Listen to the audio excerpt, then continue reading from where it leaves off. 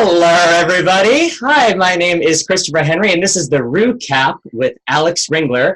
However, Alex is not here today. He is currently dealing with his Graves' disease, which is code for his husband knocked up somebody else. No, I'm kidding. Alex is actually in rehearsals for a show that he's doing right now, so I agreed to be the Joy Behar to his Whoopi today and graciously fill in. So, oh, you like me. You really like me. So let's go around and introduce our panel today. First, let's start off with Russ. Russ, introduce yourself.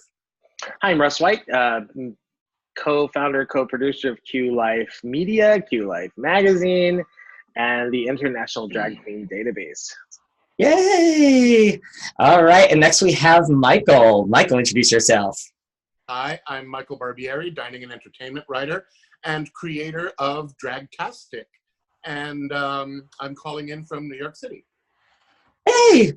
And next we have, is it Abraham? Is it Anthony? I'm just kidding. That's a joke from last week. Will do.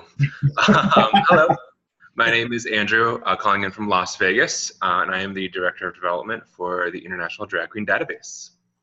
Yay! And this gorgeous lady we have right here, Aaliyah. Yo, what's up? Hi, I'm Aaliyah Scott. I'm a fashion designer and drag queen calling in from Los Angeles, California, Long Beach to be specific, on the corner of 9th and Pine. Yay! And always sporting a fabulous hairdo, Garrett. Hello, good morning. Calling in from Las Vegas as well, co-creator of Q Life and all the other brands that we're developing, including the Drag Queen Database. Good morning. Hey, so many Drag Queen Database people here. I love it. It's like it's a company or something. And is that Doris Day? No, it's Walter. Walter, introduce yourself. Hello, everyone. It's the dreaded and feared Walter Kurtz, photographer to the stars and naked men, coming to you live from Donkey Mare, home of the chandelier. Yay! All right, so this week's episode, guys, girl. Okay, a lot between the actual episode and Untucked, a lot of things were said and a lot happened. Let's start off with when Raja went in to wipe the message off the mirror from Scarlett. How do we feel about the fact that Raja's personality has taken kind of an even sharper and meaner turn? Do we think we found the season's villain and a possible future villain for All Stars maybe? Or do we think somebody else is being maybe set up for that role? How about, let's start with Russ. What do you think, Russ? Don't start with me on that one. She's got a lot of opinions. She's got a lot. Okay, well, we'll get a pass. Walter, I'm sure you have opinions on this, but by all means. I don't know if he's so much the villain as so much as he's the pill of the season. It's just he's unpleasant. You know, villains tend to have a certain fun quality to them. And he's not fun. You just want to tell him, shut the fuck up and leave already. And I certainly hope they're not bringing him back for any type of All-Stars, because it's no. I mean, listen, you never know. I mean, we got Fifi O'Hara for another run. I mean, we could get this one. This bitch could be coming back too. I don't know. Michael, what do you feel about that? I thought she became just unbelievably mean for no real reason. Just I think it was screen time, and clearly she's not going to be this season's villain because bye-bye. Yeah. But I don't think she's of the caliber to bring back for All Stars. So I don't think she's going to be a villain in the future either, unless it's in her own home. Well, that actually kind of leads into my next question, which is something I was thinking while watching this episode and seeing not only her behavior, but seeing the behavior of some other contestants. Do we think that there's just a bad habit forming with current, not just drag queens, but just contestants specifically, where we're confusing attitude with talent? Aaliyah, what do you think about that? I don't know. I don't think anyone confuses them with maybe they themselves, maybe. Mm-hmm. But I mean, I don't confuse that for talent, because like I can look at the show right now and see who's talented and then who's good entertainment. Yeah. It doesn't mean that, you know, I don't know. I think it's kind of apples and oranges a little bit personally. Yeah. Andrew, how do you feel about that? I agree. I don't think anyone's confusing them. I think those with bad attitudes, though, are entertaining. Yes. Talent to have a bad attitude. Anyone can do that. But that's why they're sticking around or getting more screen time, because they're entertaining. If you watch Untucked, there was a lot of fighting going on, and that was why it was such an entertaining episode. Yeah, and I think that's the thing, is that we're seeing some people who are clearly like staying on the show because they're creating these really strong reality show moments, and they have this abundance of attitude. Whereas people like, I would argue that should Scarlett have won this competition? No. Do I think she should have gone home before Raja, though? I don't think so. And I think when it comes down to attitude versus talent, I think there is a clear discrepancy there.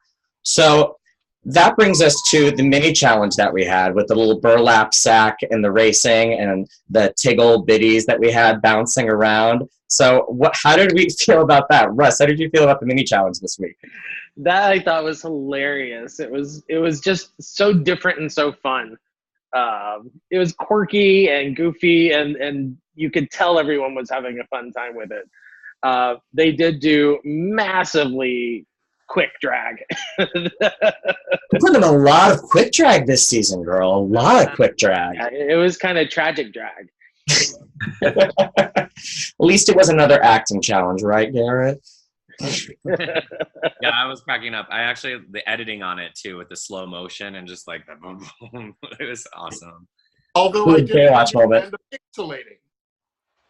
Yeah, what was that? Yeah, why Yeah. did they have to pixelate the boobs flying out?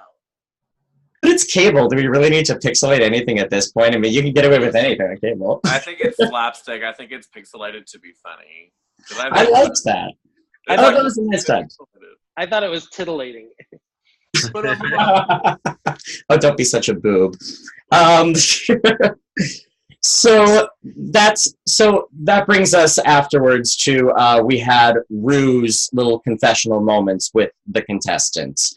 And, he's kind of famous for doing these one-on-one, like, psychotherapy with the girls. And Plastique actually surprised me in an incredibly vulnerable moment. I thought that seems like a very authentic story, especially considering the fact that she doesn't have an incredibly dramatic personality. She's not prone to those moments like some of the other girls are. So it did feel very authentic. But what did we think about that moment that she had with Ru in the workroom? Aaliyah, what did you think? I mean, I didn't grow. I feel like it was there for emotional effect. Yeah. That sounds kind of shady. It's not. I'm sure all those girls have a moment with Ru. I'm sure all of them have epiphanies when they're there because they're thrown into an environment that's so extreme. So for me personally, from an outside point of view, I'm like, okay, girl, I'll move on. But if I was a contestant on that show, I think it would be very meaningful to me as like a contestant who's already that stressed out, and then, like to think about it outside your mind, like what I have to go home to. And I don't know, to me, I think it is a tender moment, but I could do without it. Sure. And I think, when they're casting these girls, they're looking for people who deliberately have something in their background that they can pull from so that they can then say midway through the season, oh, let's pull this out. This will make great television. They do the same thing on shows like American Idol, like somebody who's a blind contestant competing, somebody who's struggling with a disease. I mean, this is reality show one-on-one, as everybody here on this panel knows. Walter, what did you think about that? Well, I mean, it's all manufactured, but it did have my favorite moment of the season, and it's such a subtle thing. I think most people missed it. You have Plastique crying. It's the big emotional thing. And then Ru goes to embrace her. And if you watch it again, there is this weird, awkward moment where their heads are not going where Ru thinks Plastique's face is going. And Ru is damned and determined to make sure that when she hugs Plastique, her face is towards the camera, even though it should be away from the camera and Plastique being on the shoulder. So there's this awkward moment, and they break apart, and then they talk again, and he gives her one more hug, and then there's Ru with her face towards the camera. And I thought, you are such a fake bitch. It's kind of funny. I didn't notice that until you pointed it out, but that is kind of a Barbara Streisand moment, isn't it, really? Like whenever Barbara goes on a talk show, she rearranges the whole set to have her good side. let me have plastique's moment, but make sure my face is facing the camera when it should be going the other direction. I just hated that. Well, and to veer off topic a little bit, because I'm not like Alex and I tend to kind of veer off in these little Ellen DeGeneres like rant topics. There are some like behind the scenes things. Pearl was giving an interview where she was talking about how she walked up to RuPaul at one point. This is no shade to RuPaul. I've met RuPaul, and actually I had a very pleasant experience meeting RuPaul way back in the day. But apparently she said something to the effect like, I've always looked up to you and whatever, and Ru apparently turned and said at one point, if it's not while the cameras are rolling right now, it's meaningless.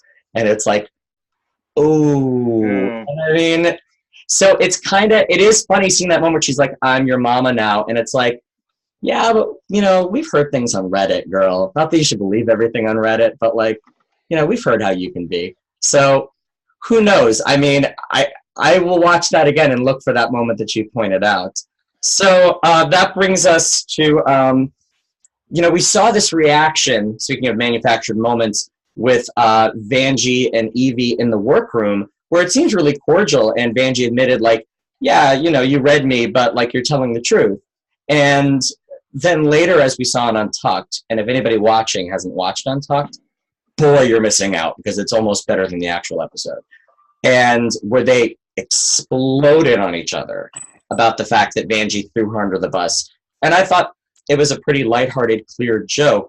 I mean, what did we think about this whole beef between Miss Vanjie and Evie that happened? Let's start with Andrew. What do you think? I think part of it has to do with just the stress of the end of the day, of being on the runway, being critiqued, and being back there. Kind of made them a little more on edge and willing to kind of pop off. Where in the workroom, they're a little more lighthearted and just having fun making their costumes and whatnot. And I don't think in any way Evie was thrown under a bus. No.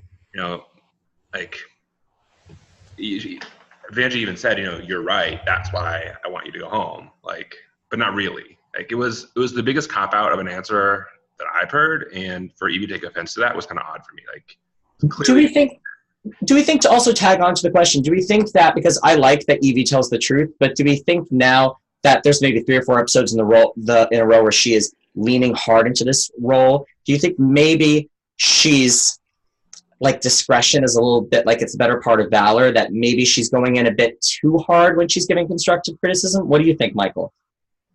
Well, it seems that there's always a lot of those moments in any reality show where someone gets mean, someone gets really snarky or just plain cruel, and then sort of explains it off by saying, no, girl, I'm just being 100%. Well, you know what? Fuck you. You don't need to be 100% of the time. Michael, tell us how you really feel. Jesus. Garrett, how do you feel about that? And yeah, it's like, okay, you have this joke that was made earlier, and it clearly wasn't an attack. Throwing under the bus is a bit extreme. Maybe like pushed out into the street, but then pulled back. And so they're like in this room, and then all of a sudden it gets super heated out of nowhere. And I like Evie or Miss Audley, but I do think that there is a time and a place. If you really care about somebody, you pull them off to the side. Something. Uh-oh, we're losing Garrett. The judges were giving you this type of advice. I want to like really listen to this, or like let me help you through that. You don't always have to do it in front of people. Like, and then she's like, well, I don't really care. I'm just going to do it in front of people. Like, no, my connection. Yeah, and in a way, I think that sometimes, because I appreciate truth and honesty. I mean, I'm a comic, but I mean, at the same time, I agree with you. It's like sometimes there's a time and a place. However, we're on a reality show, and it's kind of like what we've heard, unsubstantiated. RuPaul's mantra is, if it's not done in front of the cameras, then it doesn't matter. If it's not being used to create these moments, it doesn't matter. It's getting to the point now where I think it's becoming a bit too much. Where like I'm watching Brooklyn, and the funniest moment all night was in Untucked when she said, "Can't we just bottle up our feelings like normal people?" I was like, yes, I'm Irish Catholic. I was raised that way. Like, we don't talk about our feelings, we drink. So that brings us to, we had a little guest star appearance. We had Miss Alyssa Edwards, I can't do a tongue pop. I'm terrible at it. And she goes, yes, tongue pops. There we go. Being brought in. What did we think about her appearance in this episode? It's kind of ironic. It's an episode about personality, and we have probably one of the most iconic Drag Race personalities coming in to teach runway. Aaliyah, what did you think? I mean, I thought it was cute. I thought it was a good episode altogether. I thought having her there was cute. I knew who it was before they cut to commercial already, just by the way. You knew the wig? It was cute. I don't know why. I don't think those girls needed any kind of instructional how-to on how to rock the runway, though. No, I don't think so. It was cute. Yeah, I would say it was a cute moment for the show, so. It was a great way to use her because, I mean, you know, like they've done all these dancing challenges, which may have been more appropriate, but it was a nice, fun way to introduce her and to bring her in with Plastique's whole story. Russ, what did you think about Miss Alyssa Edwards guest starring? I thought being a drag mother to one of the contestants was a little off, but then we were having a discussion about how wouldn't it be great if every drag mother appeared with their drag daughter at some point during the season. Might be a spinoff show. Could be. I mean, she did a great job doing what she does, and so I find her entertaining. I think that she really added value to the queens. So it was a great addition. Yeah, between her and Miss Vanjie, it's just a ton of like meme-worthy sayings just popping off like back and forth to each other. I'm sorry, I interrupted somebody. What was somebody saying just now? If you haven't seen Dancing Queen, the Netflix special with Alyssa Edwards, go watch it. It's great. You did, and it's Great. so funny. I love that. That is actually a really, really great show. I enjoy that show very much. So that brings us to our runway challenge. So we have favorites, least favorites. Did we agree with the critiques? Let's start with Walter. Walter, who are your faves, least faves, and did you agree? Well, I was surprised because when they called out Suga, I forgot who the second person is they called out, and then Vanjie and Silky. Silky and Suga, and I thought Silky I thought did okay, but with Suga and Vanjie I thought, oh, there's the bottom right there, and then, oh, no, you're safe. I thought, what? Vanjie is wearing rope and just some sort of canvas towel around her bottom, and she's safe. So the bottom two for me would have been Raja and Vanjie. I don't get that bottom three. It's the personality. They're gonna keep her for a while. But I agree with you. Yeah, but they still could have made her lip sync for life and send Raja's ass home. But it just that was a bit of a jaw dropper. And I didn't even. And I actually, Suga was one of my favorites. Suga and Brooklyn were my two favorites. I didn't hate on what Suga was wearing, but that was just me. Andrew, what did you think? I agree. Suga was my favorite. Like, I loved it. She even incorporated the hairspray, which was the sponsor of this episode. No one else did that. I thought it was smart. The makeup wasn't my favorite makeup on her, but it wasn't a makeup challenge. It was making an outfit challenge, and it looked, I thought, really well done. I also did really like Evie's. She always has an extra layer to it than just, hey, I made a garment, with the Hawaiian fall theme that she went with it. I thought that was really cool. And bottoms, I kind of agree with. Raja's was falling apart, even if it wasn't. It was kind of ugly. She's also falling apart. Yeah. And I agree with Nina being down there too, even though she didn't have to lip sync, because she did something different with her padding, but it still didn't look right. Like, she's still not getting it. And I appreciate that she's really making a conscious effort out of all of them to really internalize the critiques and try to apply them. Aaliyah, what did you think in terms of the runway? What were your opinions on that?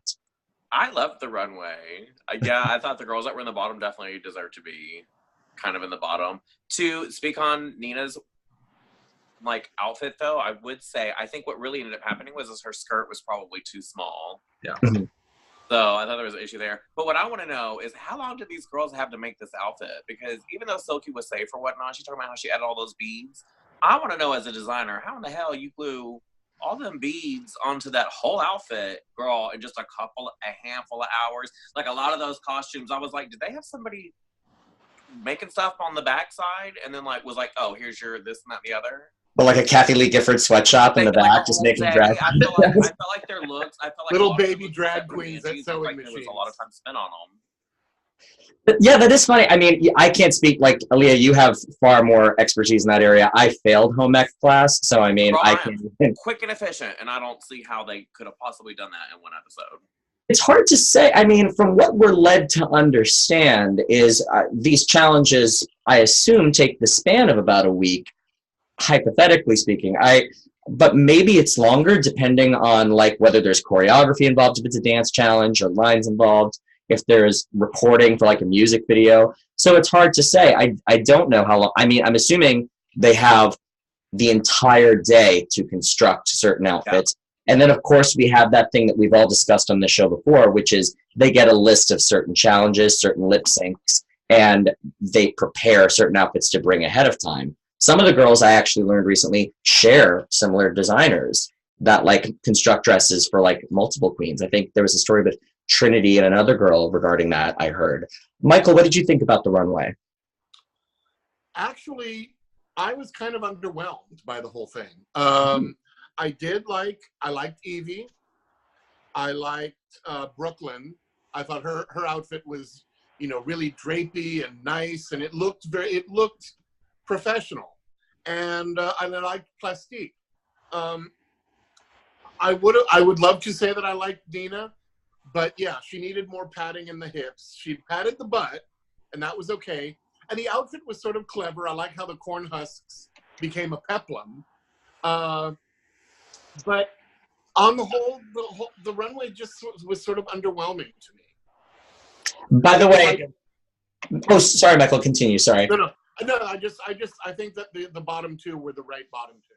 I agree. By the way, speaking of corn, like I know we have some like queens here who love like some classic cinema. Who here was like waiting on the first like Carol Channing corn joke to be tossed out at some point during this runway? Because I was like, girl, some bitch is gonna throw out. I didn't know I ate corn. Like I was waiting for it. Especially since Bob did it. I was like, yes, there we go. And then I even forgot about Shanji when they made the reference to Shangela about that. So, all right. I didn't make my corn cocktail. Oh, that's right. We have to return to the cocktail thing. I like that. We should always drink heavily during this show. Anyway, so that brings us to, we had our bottom two. So we had Akira and we had Raja, which I think everybody here agrees was probably the right decision. What did we think of the lip sync, and do we agree with who was sent home? The most redundant question in the world. Garrett, let's start with you.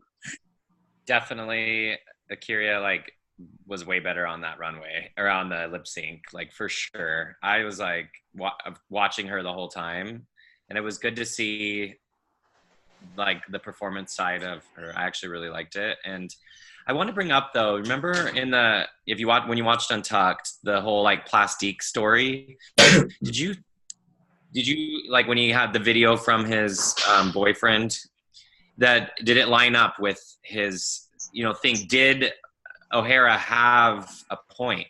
He's like, oh, now you're sitting at home with your mom watching it, but in the thing with Ru, you said that your mom didn't know, or you weren't out. So I kind of felt like he got sent home, but maybe did have a point.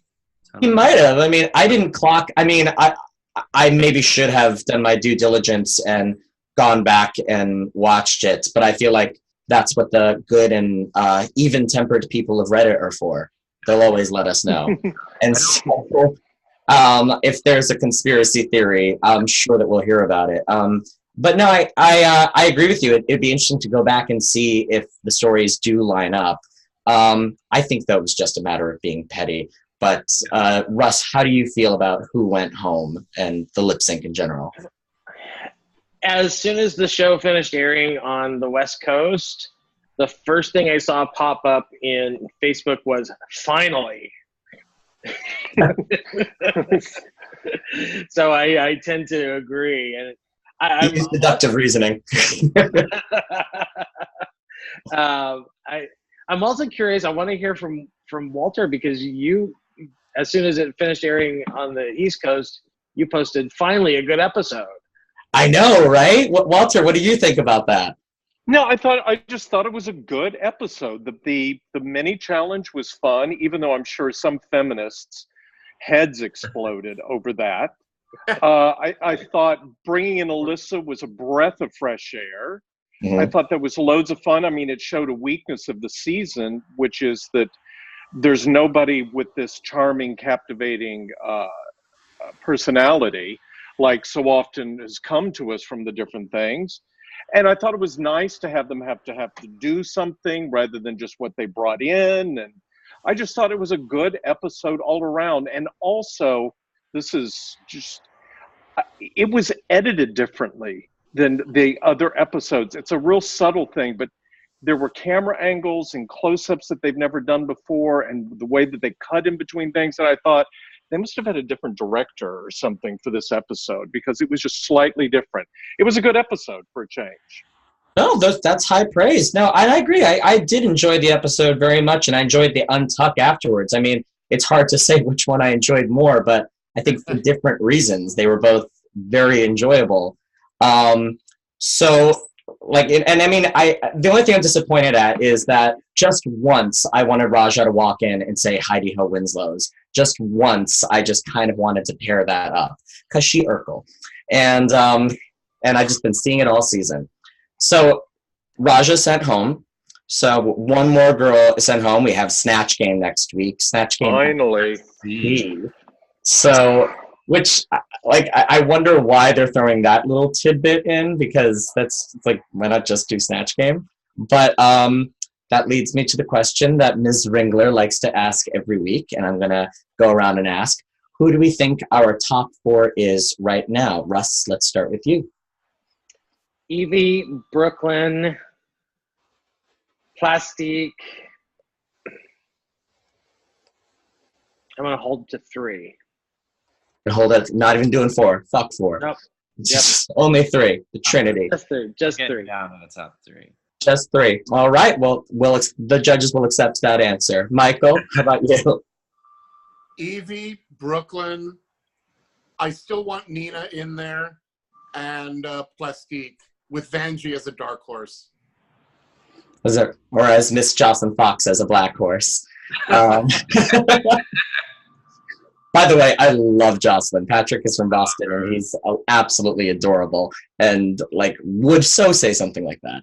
Andrew, where's your top 4? For the most part, I agree with those top 3: Plastique, Brooklyn, and Evie. Yeah. I think I've been saying all season, I think Akira could make it in, but I'm starting to think maybe Suga. Because you remember from season 9, Sasha flew under the radar, wasn't noticed like halfway through. And that's true. There's less girls to pay attention to. Suddenly, Sasha started popping up, and I think Suga could potentially do the same. I like Suga's personality. Yeah. Yeah, she's likable. She's not like I think Walter said earlier in terms of like charming, captivating personalities that we used to fall in love with on the show, like Alyssa and like Detox, or Katya is a prime example of a personality that we just loved. Is there anyone like that this season? No. I mean, the closest we have is, Vanjie is a soundbite machine. Like, I live for her starting to tell a joke. She has a brain freeze midway and then finishes it with something completely unrelated. And and it works because it's her. But Suga is a person who, she's very nice and grounded, seemingly, and I like her story. So she'll probably be on All Stars 5. If Suga does not win, which she probably won't, the New York dynasty for the past 3 years is finally going to be broken. She's the last New York girl left. Oh, that's right. And it's likely for the first time ever, a Midwest queen's going to win. Because most, except for Suga and I think Vanjie, all the rest of the queens are Midwest queens. Have we never had a Midwest queen win before? Always been a coastal queen. Sharon Needles from Pittsburgh was the only kind of inward queen there's been. Yeah, and I guess, but yeah. Oh, wow. The more you know. Star. So that brings us to Aaliyah. Aaliyah, who are your picks? I'm going to still say Evie. I'll say Brooklyn. I'll say Akira. I still say Akira for sure. I've been saying that since episode 1. I think she'll go all the way, at least top 4. And then my last, unfortunately, I think still going to be Silky. Ugh, God. It gives me a pain. Garrett. I'd rather her not be, but I think she will be. No, you're right. I mean, the thing is, when you're right, I mean, I don't think she's going to leave anytime soon because she's good TV. Her and Vanjie. I agree with you. I know. It pains me to say. Garrett, what do you think? Garrett? My favorites are Evie, Brooklyn, Vanjie, and Nina, in that order. Okay, in that order. Okay, I like that. Good. And Walter, who are your picks? I still think it's Evie's to lose. However, I think the caustic nature she can have at times is going to start to wear thin. And I think the fan favorite will end up being Brooklyn. But the problem that I have with Brooklyn is I have no idea what kind of queen she is. No idea. None. But it'll be Evie, Brooklyn for sure, Silky, and Vanjie. Yeah, I agree with you on that. That actually would be exactly my top 4 as well too. And I think it's the same problem. You know, Brooklyn is incredibly competent in all of these challenges, and she's grounded and nice, but we don't know who she is really, other than she's really like short Latin boys. But other than that, about her personality, we have no idea who she is. So if that storyline's even real, I don't even know. But after seeing their personalities, that seems like a really odd matchup to me. But yeah. What are you going to do? Do we think Evie's injury has anything to do with an outcome? No. No, I don't think she's going to let it stop her. And I think Walter used I love the word caustic. I think that's the best way to describe her. I think she's going to go very far. I don't see her winning either. She could. I mean, people were surprised by Sharon Needles back in the day. But, you know, I think this is probably Brooklyn's to take. But God forbid if Silky fucking wins, I swear to God. Oh, no. She's not going to win.